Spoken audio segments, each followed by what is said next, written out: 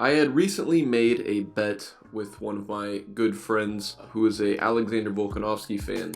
We were, talking about some of our favorite UFC fighters. And Volkanovski is his favorite UFC fighter. Got to talking about Volkanovski's upcoming matchup against Ilia Topuria. I love saying that. Which I believe Ilia Topuria has a very good shot against Alexander Volkanovski. I even said previously when Volk was facing Yair Rodriguez, I thought Yair was going to be the one to beat Volk.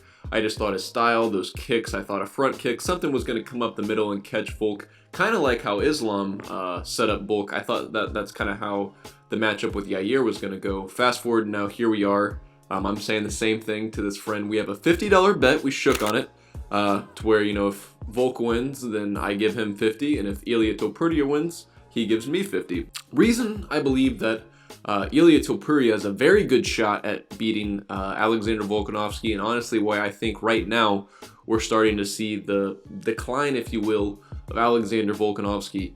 First of all, the first thing I want to point out is really the tear that he's been on and how good of a fighter he is. I don't know what his win streak is in the UFC. He's won a lot of fights. Lost to Islam twice. That's really, I think he's the only person, Islam's the only guy that's beat him inside the UFC. And those fights have been at lightweight. He's undefeated at featherweight in the UFC. He's beaten, a bunch of killers. He's had numerous training camps, a lot of wear and tear on the body.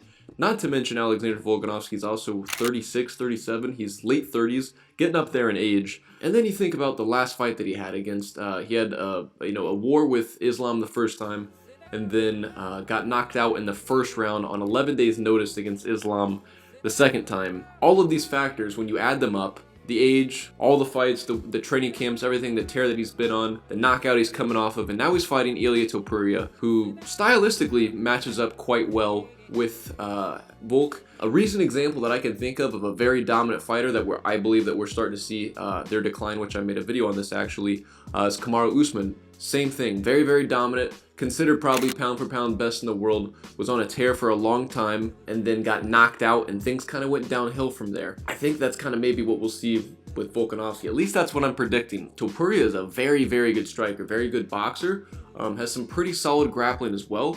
I would say that's kind of how I would break down Volk. I would say Volk is a very good kickboxer with some very good grappling, very good wrestling.